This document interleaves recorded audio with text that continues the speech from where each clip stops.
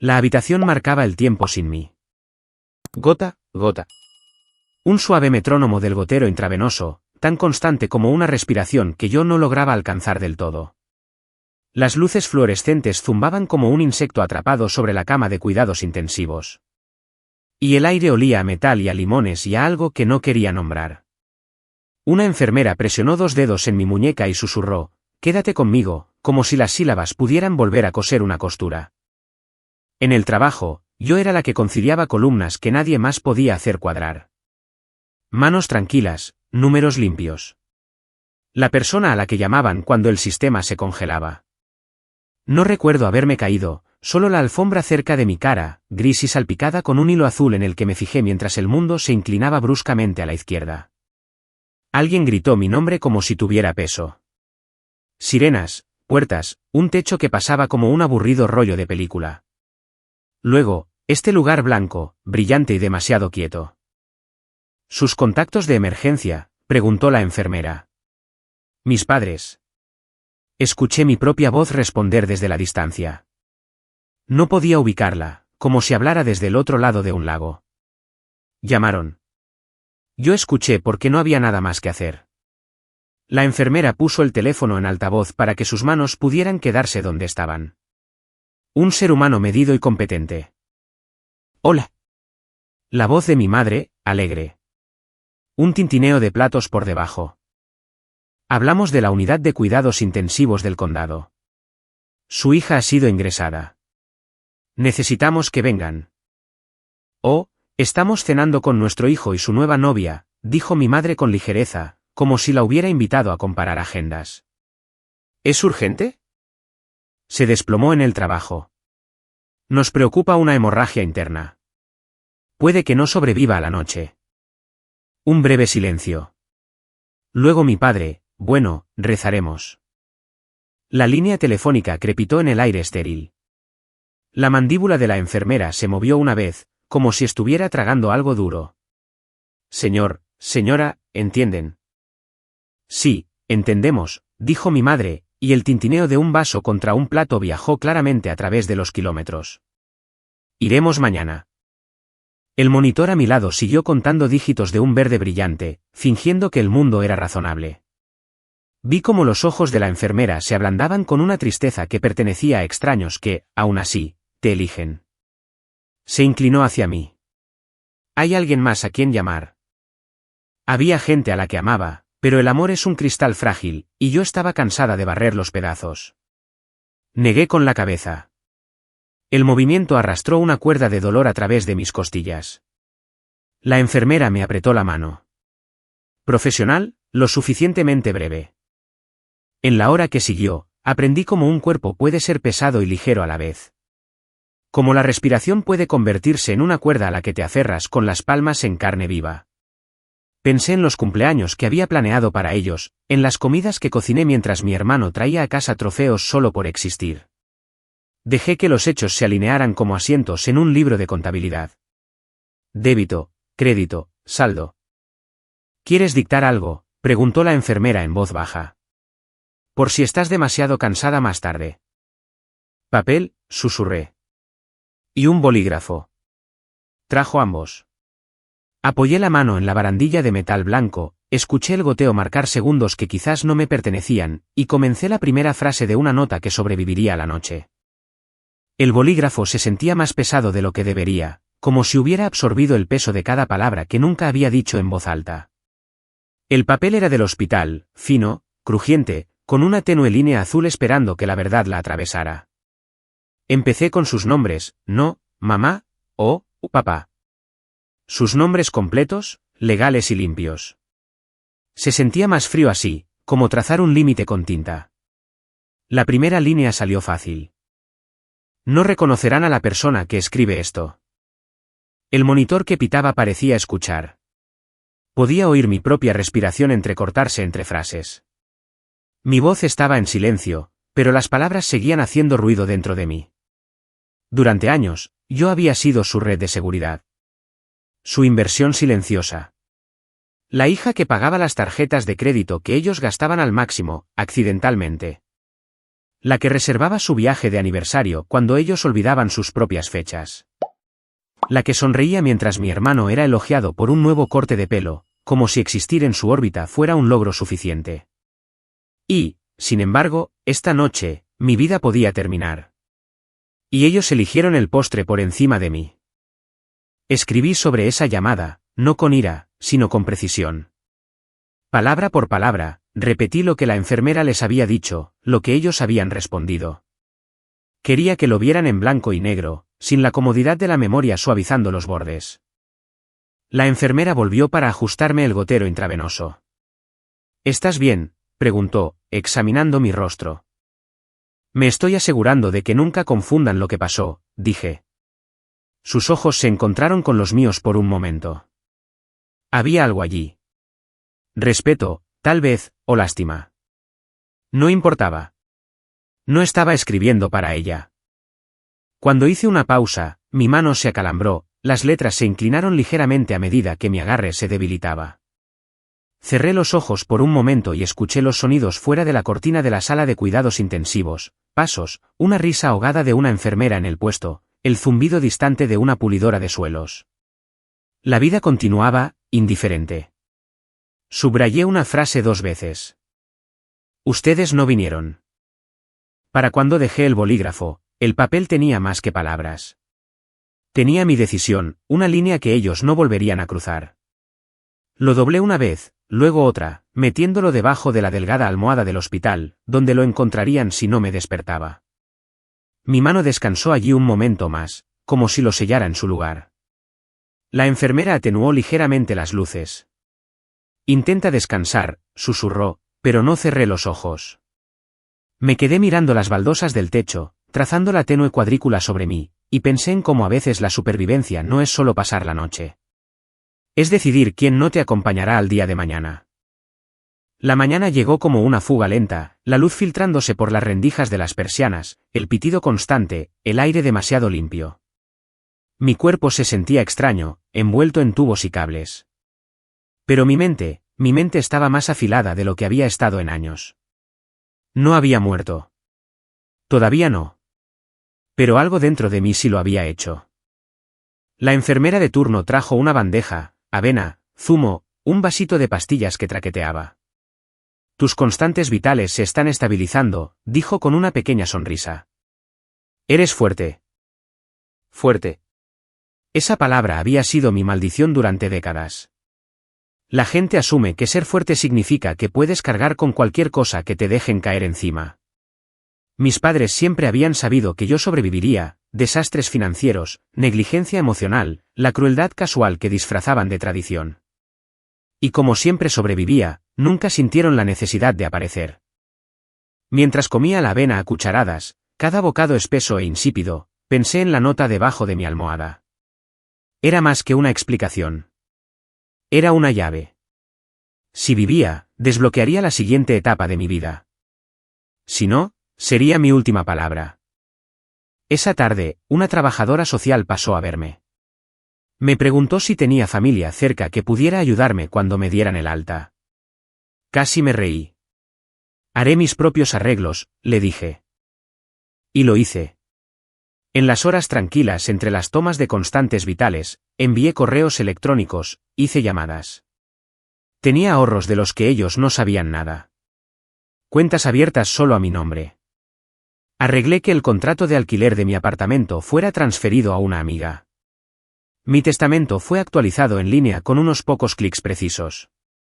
Todo lo que poseía y que importaba iría a parar a las personas que realmente habían estado ahí para mí, compañeros de trabajo que se sentaron en salas de espera durante mis cirugías, amigos que trajeron sopa cuando no podía estar de pie, la vecina que regó mis plantas sin que se lo pidiera. Ni una sola línea para mis padres. Esa noche, cuando la sala se quedó en silencio, miré mi teléfono. Ni llamadas perdidas, ni mensajes, ni siquiera un perezoso, espero que te sientas mejor. Y en ese silencio, un plan tomó forma. No ruidoso, no vengativo en el sentido tradicional. Esto sería más silencioso, más profundo, el tipo de ausencia que resuena durante toda una vida. No sabía cuándo decidirían aparecer, pero cuando lo hicieran, no estarían entrando en una reunión. Estarían entrando en las consecuencias. Los hospitales miden el tiempo de manera diferente. Los días no están marcados por amaneceres o atardeceres, sino por el ciclo de las tomas de constantes vitales, el suave rodar de los carritos por el pasillo y la forma en que las enfermeras de noche hablan en susurros para no despertar a los frágiles. Pasaron 7 días. 7 días sin ellos. Las únicas visitas que tuve fueron las que no había esperado. Mi jefe, que trajo un cardigan de mi escritorio, porque odias las batas de hospital. Una vieja amiga de la universidad que había conducido 3 horas solo para sentarse conmigo 20 minutos. Incluso la vecina a la que apenas conocía vino con un libro que pensó que me gustaría. Extraños por proximidad habían hecho más que las personas que compartían mi sangre. Al tercer día, dejé de preguntarme si vendrían. Al quinto, dejé de tener esperanzas. Al sexto, empecé a imaginar cómo se sentiría no volver a verlos nunca más. Y la verdad es que se sentía más ligero. El séptimo día, el médico me dijo que me darían el alta por la mañana. Mi cuerpo se estaba curando, pero necesitaría descansar. La enfermera recogió mis cosas, teléfono, cargador, artículos de aseo, la nota doblada todavía metida bajo mi almohada. La deslizó en el bolsillo de mi bolso sin hacer comentarios. Esa noche, me quedé despierta más tiempo del que debería, mirando las luces de la ciudad fuera de mi ventana. Pensé en los años que había confundido la proximidad con el amor, la tradición con el cuidado, la familia con la seguridad. Pensé en lo fácil que es seguir dando oportunidades hasta que no te queda nada más que el dolor de haberte equivocado. Era casi medianoche cuando lo oí. 2 pares de pasos en el pasillo. Lentos, inseguros. La cortina no se movió, pero lo supe, algún instinto se erizó. Viejos y reacios, estaban aquí. Demasiado tarde. Cerré los ojos y dejé que mi respiración se calmara, dejando pasar el momento sin reclamarlo. Quería que vieran la cama por la mañana. Quería que sintieran el tipo de ausencia que no se podía suavizar con flores o disculpas, porque yo no iba a estar aquí cuando finalmente me buscaran. Y cuando lo hicieran, solo encontrarían lo que yo elegí dejar atrás. La mañana irrumpió en un pálido dorado por toda la sala. Mis papeles del alta estaban firmados antes de que la mayor parte del hospital hubiera terminado su primera taza de café. La enfermera me ayudó a vestirme, un suéter suave, unos vaqueros que se sentían sueltos en la cintura, y me entregó mi bolso. ¿Estás segura de que no quieres esperar? He oído que podrían pasar hoy, dijo con delicadeza. Sonreí. Estoy segura. No fue la ira lo que me empujó a salir por la puerta. Fue la claridad. Del tipo que llega después de que has dejado de preguntar, ¿por qué?, y has empezado a responder con, suficiente. Dejé la cama exactamente como estaba. Sábanas alisadas, almohada ahuecada, los postes del gotero intravenoso de pie como un centinela silencioso. En el centro del colchón, coloqué la nota doblada. Sin sobre, sin sello, solo la verdad desnuda y esperando. El camino para salir de cuidados intensivos fue lento, mi cuerpo todavía inseguro de su fuerza, pero cada paso se sentía como pasar una página, más allá del puesto de enfermería, por el pasillo pulido, a través de las puertas corredizas de cristal hacia el aire fresco de la mañana que olía a lluvia sobre el hormigón. Afuera, mi amiga Marisa esperaba con su coche. No hizo preguntas, solo tomó mi bolso, abrió la puerta del copiloto y condujo. Mientras tanto, en algún pequeño fragmento de tiempo detrás de mí, ellos llegaron. Puedo imaginarlo sin necesidad de estar allí. Los tacones de mi madre resonando en el linóleo, la mirada cautelosa de mi padre hacia la habitación, la pequeña pausa cuando vieron la cama vacía. Imagino a la enfermera acercándose, diciéndoles que me habían dado el alta. La forma en que sus ojos escanearían el espacio hasta que la vieran, la única hoja doblada en el centro de la cama. Y luego, el momento en que sus manos la tocaran. Esperarían, tal vez, un agradecimiento por haber venido, una nota de perdón. En su lugar, leerían cada palabra que yo había escrito en esa noche estéril y sin sueño. Cada frase precisa relatando la llamada, la elección que tomaron, la oración que ofrecieron en lugar de su presencia. Al final, sabrían que este era mi adiós. Sin dirección de reenvío, sin puertas abiertas, solo un silencio en el que tendrían que vivir. Marisa conducía en silencio, con los ojos en la carretera, una mano suelta sobre el volante. No preguntó qué había escrito. Creo que sabía que no era algo que ella tuviera que cargar. Pasamos el hospital, su contorno gris encogiéndose en el retrovisor, y sentí una extraña liberación, como si el aire que había estado respirando allí dentro hubiera sido racionado, y ahora tuviera todo el cielo de nuevo. En algún lugar de la ciudad, ellos sostenían ese papel. Podía verlo en mi mente. Los dedos perfectamente cuidados de mi madre apretando los bordes. Mi padre leyendo más despacio de lo habitual, como si tal vez las palabras cambiaran si se tomaba su tiempo. Pero no lo harían. Lo había escrito sin rabia. Sin gritos en la página, sin acusaciones en negrita, solo detalles. La hora en que llegó la llamada, las palabras exactas que dijo la enfermera, la pausa, la respuesta. Y luego, la línea que sabía que se quedaría con ellos más tiempo que cualquier otra cosa. Ustedes me enseñaron mi valor la noche que se quedaron a cenar. Marisa me miró mientras nos deteníamos en un semáforo en rojo. Estás terriblemente tranquila para alguien que acaba de abandonar a su familia. No los abandoné, dije en voz baja. Simplemente dejé de esperar en la puerta. Fuimos a su casa, donde había preparado la habitación de invitados con sábanas limpias y un jarrón de lavanda en la mesita de noche. La amabilidad de ese gesto me golpeó más fuerte de lo que esperaba. Así era como se sentía que alguien estuviera ahí. No se requería un lazo de sangre. Pasé los siguientes días descansando, respondiendo mensajes de amigos que se habían enterado de lo sucedido. Algunos se ofrecieron a confrontar a mis padres. Me negué. Ese no era el punto. Porque la venganza no estaba solo en la nota.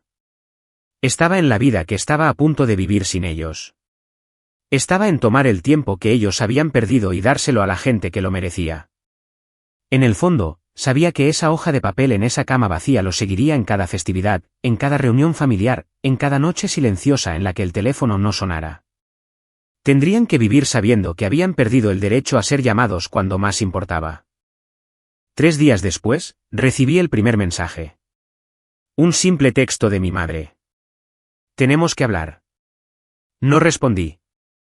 Por la noche, había 3 llamadas perdidas de mi padre. Un mensaje de voz que no me molesté en escuchar. A la mañana siguiente, un correo electrónico llegó a mi bandeja de entrada, largos párrafos sobre malentendidos, sobre cómo la vida se complica, sobre cómo no se dieron cuenta de lo grave que era. Pero yo sabía la verdad. La gravedad no se mide con hechos. Se mide con la decisión de preocuparse. Y esa noche, su elección había sido una carta de vinos, no yo. Marisa vio el correo electrónico en mi pantalla y levantó una ceja. ¿Vas a responder? No, dije, sorbiendo mi café. Han tenido toda mi vida para responder. Ya terminé de mantener la línea abierta. Los conocía. No eran del tipo que se rinden en silencio. Y no lo hicieron. Durante la semana siguiente, hubo más mensajes, algunos suplicantes, otros a la defensiva, todos girando en torno a la misma herida. Nunca los bloqueé. Esa no era la venganza. La venganza consistía en dejarlos hablarle a un silencio que nunca se rompería. Una tarde, mientras doblaba la ropa, imaginé la nota de nuevo. Imaginé a mi padre releyendo la tarde en la noche, la luz de la lámpara de la cocina iluminando las palabras.